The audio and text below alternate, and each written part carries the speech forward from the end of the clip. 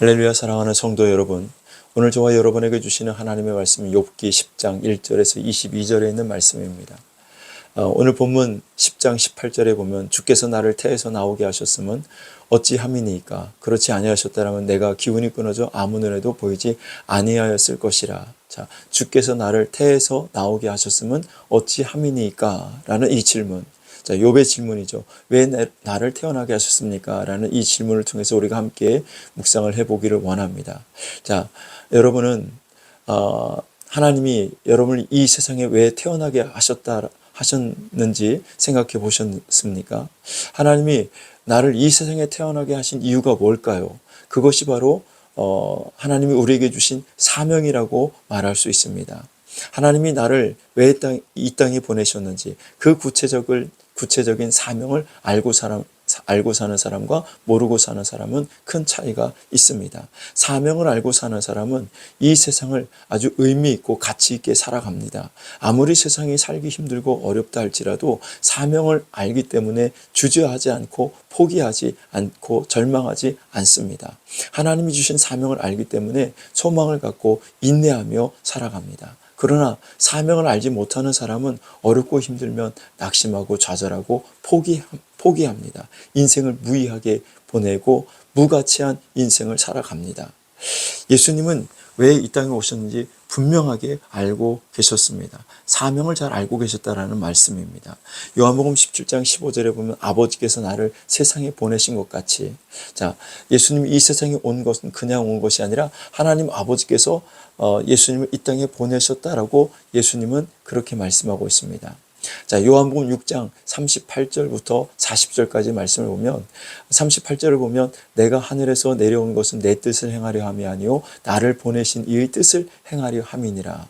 자, 예수님께서 이 땅에 오신 분명한 목적을 알고 있었죠. 그것은 자기의 뜻을 행하기 위한 것이 아니라 자기를 보내신, 나를 보내신 아버지의 뜻, 하나님의 뜻을 이루기 위해서 예수님이 이 땅에 오셨다라고 말씀합니다. 39절에 보면 나를 보내신 이 뜻은 내게 주신 자 중에서 내가 하나도 잃어버리지 아니하고 마지막 날에 다시 살리는 이것이니라 라고 말씀합니다. 그리고 40절에 내 아버지의 뜻은 아들을 보고 믿는 자마다 영생을 얻는 이것이니 마지막 날에 내가 이를 다시 살리리라 하시니라. 자, 예수님은 아버지의 뜻을 이루기 위해서 이 땅에 오셨습니다. 그 아버지의 뜻은 예수 그리스도를 보고 믿는 자마다 구원을 받게 하시고 영생을 얻게 하시는 것이 아버지의 뜻이었습니다.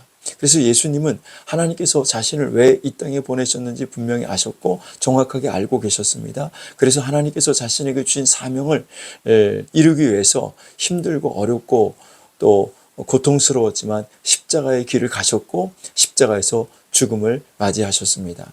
여러분, 우리도 사명을 알아야 합니다. 사도 바울은 고린도전서 9장 16절 17절에서 이렇게 말합니다. 내가 복음을 전할지라도 자랑할 것이 없음은 내가 부득불할 일임이라.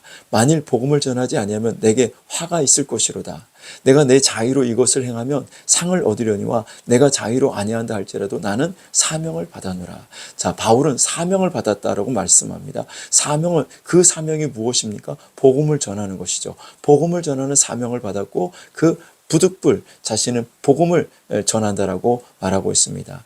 복음을 전하는 데 있어서 바울은 강의 위험과 강도의 위험과 동족의 위험과 이방인의 위험과 시내의 위험과 광야의 위험과 또 바다의 위험과 거짓 형제의 위험이 있었습니다. 그런 위험을 당하면서도 복음을 전하는 일을 그는 소홀히 하지 않았습니다.